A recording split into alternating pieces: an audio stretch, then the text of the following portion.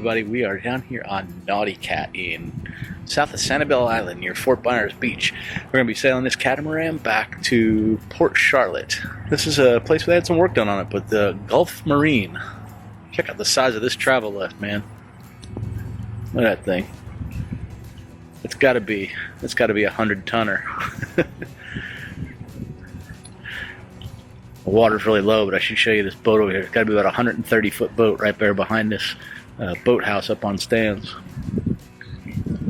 I'd love to know what this boat is.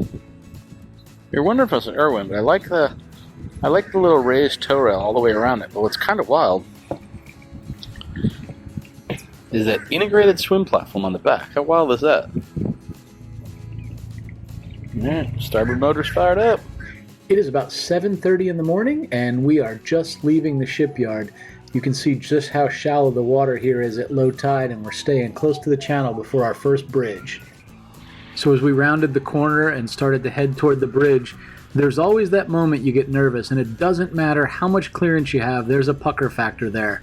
We had about 4.5 feet above the mast, but it still is nerve-wracking nonetheless. And I will say, the sunrise was gorgeous behind us. Take a look at this. This is my buddy's boat. It's a new to him catamaran, and yeah, this is pretty exciting for him. It's one of the longer trips he's taken since he got this about a month and a half ago. It's cool to see him at the helm enjoying himself like he is, and I'm glad to be crew on this one and take my turn here. So after the first bridge, we motor around the point, Bow Ditch Park it's called, and out into what's called San Carlos Bay. What's kind of cool is we could actually see the Key West Express in the distance here. It's very hard to see on this particular camera given the wide angle, but the Key West Express runs from Fort Myers down to Key West.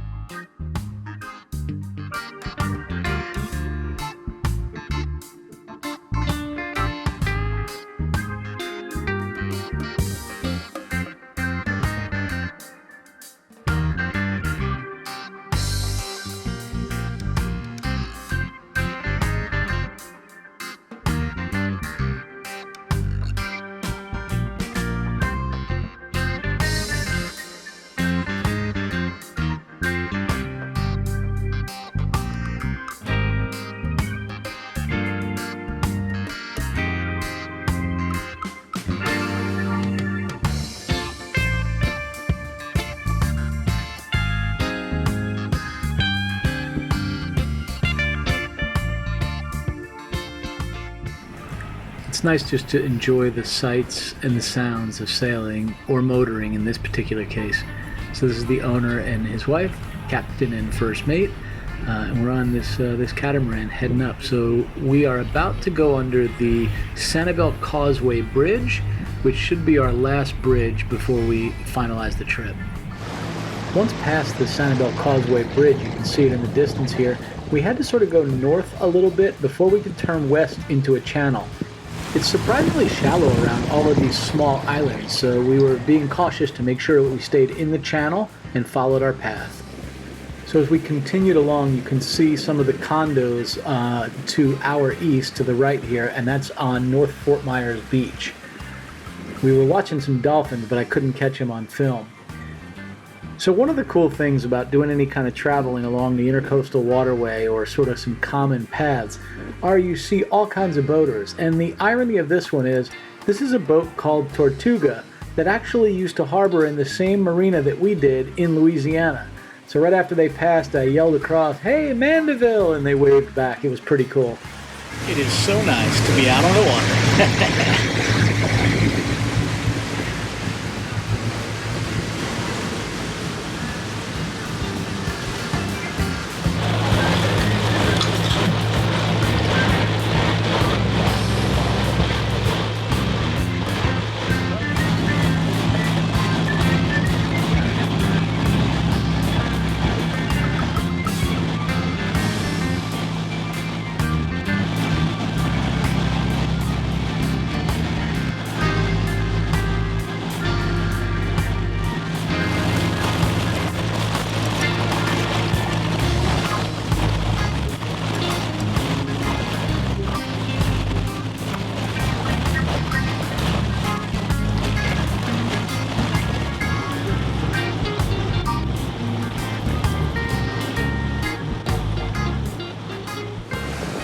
Salt water cures all.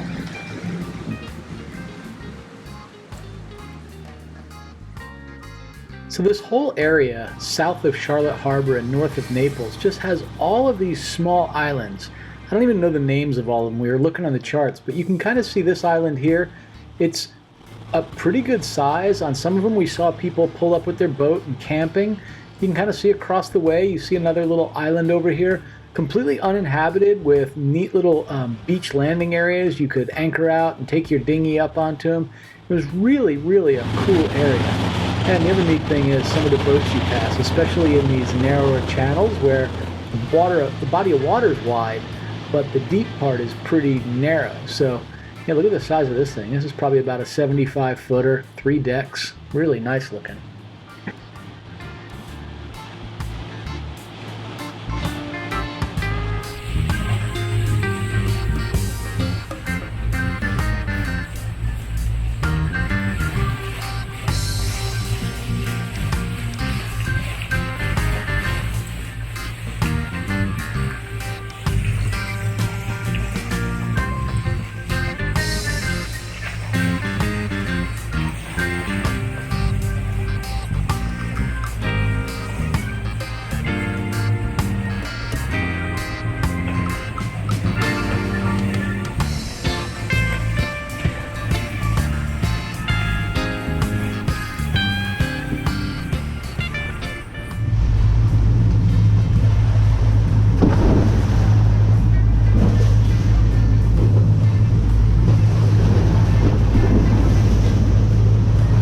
After relaxing up on the bow seats, I came and took my turn at the helm while the captain did a little fishing, and the first mate was cleaning up inside. After being in the boatyard, everything was dirty, and she was thrilled to get things all set up for herself.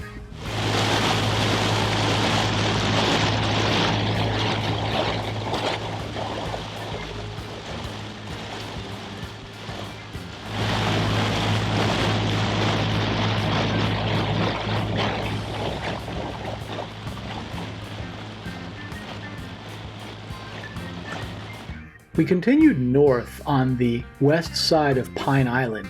To our west was Cayo Costa, which is the barrier island between the Gulf of Mexico and Charlotte and Lee counties in Florida. As we made our way further north, we started to pass what was called St. James City and Boquilla on the east of us. And when we arrived at Boca Grande Pass, we were in Charlotte Harbor, and it was time to turn off the wind and sail.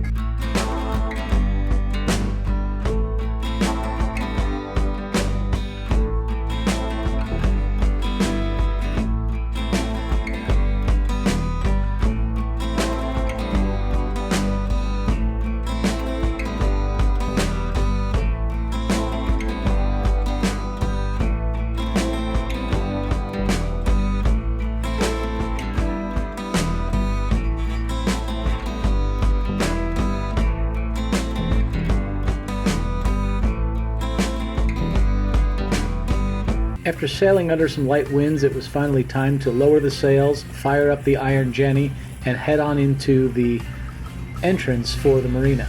The trip we ended up taking ended up being about 45 miles or so. Doesn't look big on the map here, but it was a really fun trip. We had a great time, and we're heading on in. So we'll take a view as we go through the channel on into the marina area. And it was kind of wild. Before I sat up here in this front chair, I was standing along the port side, and I heard this loud sound, and there was a dolphin that surfaced right next to me there. It kind of startled me, actually. But this marina really is nice. This is the same place where we keep our powerboat right now that we have up for sale. And yeah, I'm really impressed with Captain here. You know, having a catamaran with twin engines is all the difference in the world compared to a monohull. And you'll see here as he kind of turns in here using the steering wheel at this point in time.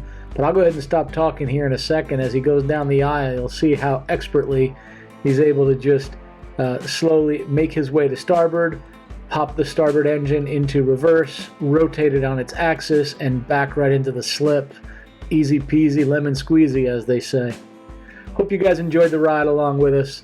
Thanks again, and we'll see you all next week aboard Dream Chaser.